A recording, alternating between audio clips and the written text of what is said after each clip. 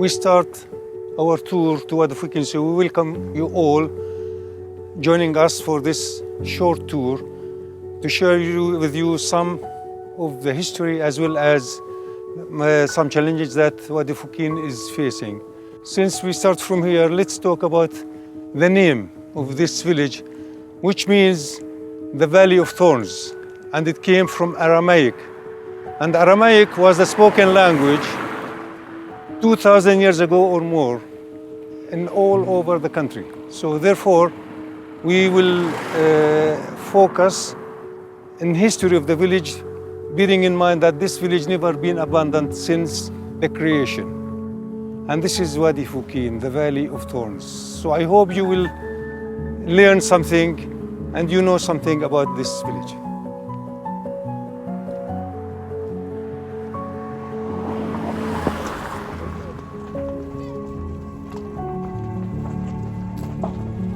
The location is so important for you to know. Why? Because this explains and gives you an idea why it is so hard to stay and live in Wadi Fukin. If you look up there behind me, you can see the settlement of Bitar Elite. It's a huge one with a population about 65,000 people, if not more. Whereas to the west is the Green Line, which is supposed to be the line or the border that the United Nations created between Palestine and Israel. This is what's left of our beautiful village. You can see the beauty everywhere, and there's water all over the village. So that's why I think there is a huge demand, and why people want this village. From ancient history until now, there are always people want to stay in this beautiful place because water is essential for all the time. For the farmers, it's not like the best life ever. And the spot that we are standing in, it's like between where we continue to the south, where the best fertile land of the village, whereas up there, where the inhabited area and where people live. So many times from this spot, further to the south, we find sometimes difficulties coming, mainly afternoon. That was 3 years ago after the war erupted, and so many soldiers patrolling to the village, and so we find it somehow hard for us to go, or risky to go afternoon to the valley to check about the land.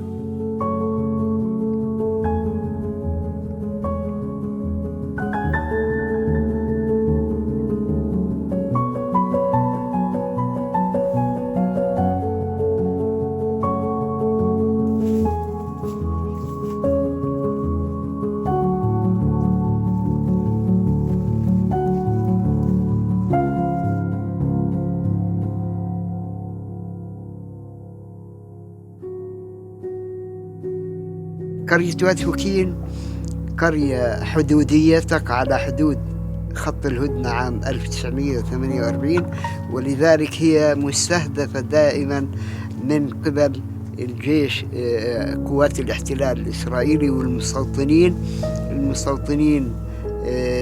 بيجوا إلى هذه القرية باستمرار بهدف التمتع والسياحة والسباحة في برك التجميع مياه الينابيع في قرية وادي فوكين، مما يسبب مشاكل وإشكاليات للمواطنين.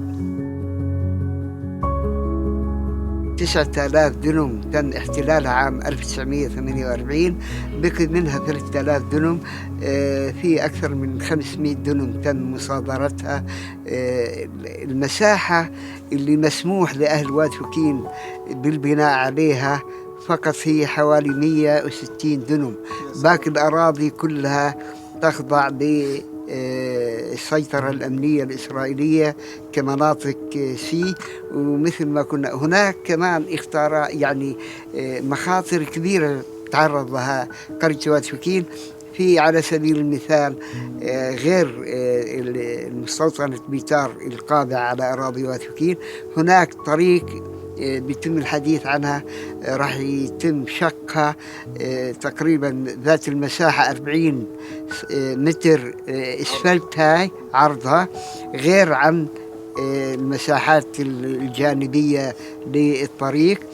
إضافة إلى هناك من الجهة الشمالية أيضا والغربية طريق مع خط مجاري وخط مياه لمستوطنة بيتار. هذه الخطوط يعني تسمح لقوات الاحتلال الإسرائيلي بالسيطرة على آلاف الدنومات. يعني في اعتقادي أنا بعد ما يتم تنفيذ هذه المشاريع ومنها المشروع خط المجاري والشارع اشتغلوا فيه وتقريبا جاهز، يعني بتصور انه يمكن يكون في اكثر من 1500 دنم راح يتم مصادرتها لحساب هذه الطرق، وايضا لحساب مستوطنة وتوسعة مستوطنة بيتار عليت. From here you can notice when I talk about the two roads that they want to build. The one to the right hand, this is already built and they are still doing this work. This is the one that's supposed to be parallel with the sewage line as well as water line that comes from Israel all the way to the south. On the other side, where the road that Israel want to construct connecting the north to the south between two checkpoints, and this road will be like 120 yards wide, or feet yards, and it will not be accessible for the Palestinians, only for the Israeli people. And this road that Abu Ibrahim talked about, that will take huge amount of land, as well as it will be a big challenge for us. And we are talking about a huge road with the presence of the security as well as cars using the road all the time. And this means that we will be in a destroyed environment. And this is what is annoying for us. Not just the land confiscation, but also the environment will be damaged and destroyed.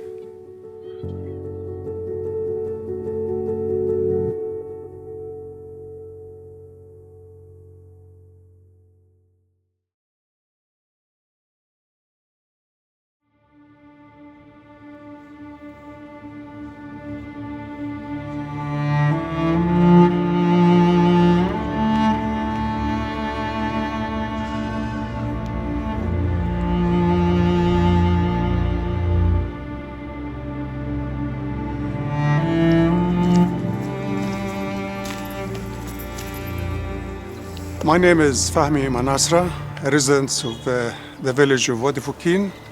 This lovely village that has a unique history and a unique location.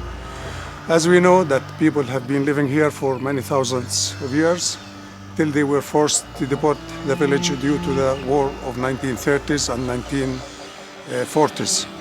However, there is a lovely chapter of the village of Wadi Fukin in the year 1972, when they were allowed to come back to the village. They were living in different refugee camps all over the country and other locations, but with this tremendous and unique opportunity for them to return to their homeland. So they came back, and hand in hand, collectively and cooperatively, they started rebuilding the village. And they were able to restore their life as farmers in this village. However, their suffering did not end at this stage. They continued to suffer the confiscation of the land. Much have been lost before 1948, and the rest continued to be lost and eaten up by the growing settlements, as you look behind me, and as well as in front of me when we look towards the west to the green light.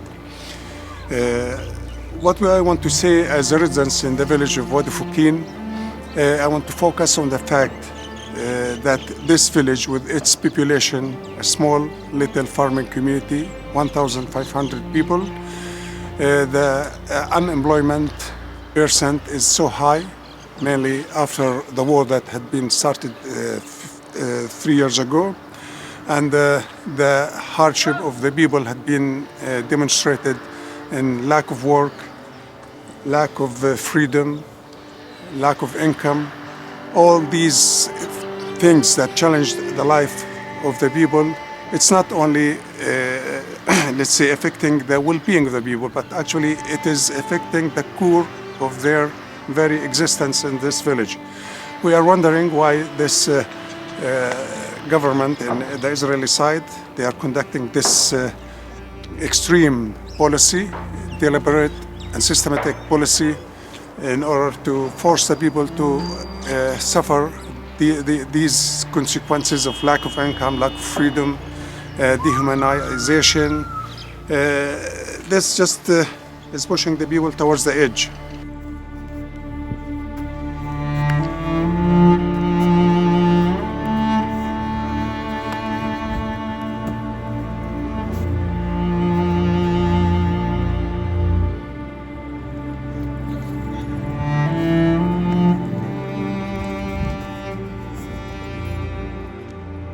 Well, here among these challenges that we are facing in the village, we would like just to make some important remarks. Our relationship with some international groups, solidarity groups, who are supporting us, who are the source of hope for our people to live amid this hard life.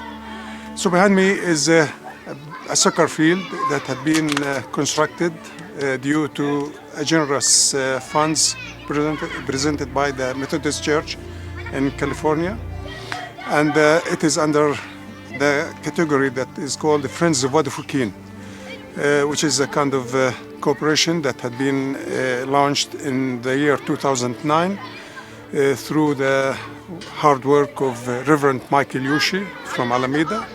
And us here in the village, we started our work in order to do some projects or activities to make our life easier. As I mentioned, it is the only hope, and these great efforts have been rewarded. Behind me is a soccer field, which is the only one that we have in the village. Nearby is a kind of park. All of those for our kids. Despite the peaceful use of this soccer field, it is still subjected to a demolition order by the Israeli authorities.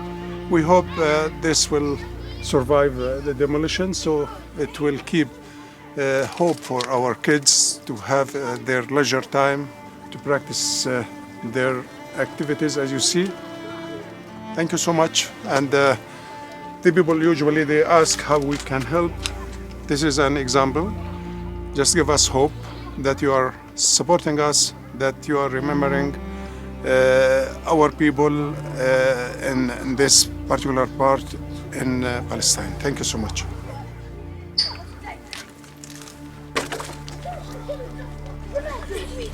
Got it.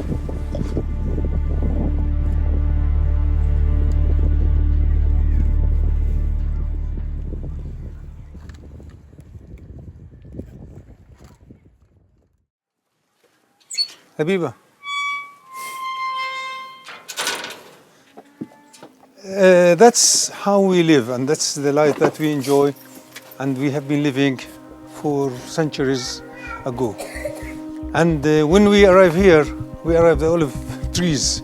Those olive trees, of course, they are part of our life, part of our existence. And we are like those olive trees. You may uproot one tree, so many trees, but still we will be there in the land that we have grown in. And we will continue living here all the time. So I hope that one day the Palestinian people in general and the people of Wadi Fukin can have better life. So our message to people who see this tour, not to forget that people of Wadi Fukin, they deserve a better life, a future that they can secure their children, and they are sure that their children will enjoy a better life, like my grandson Muhammad.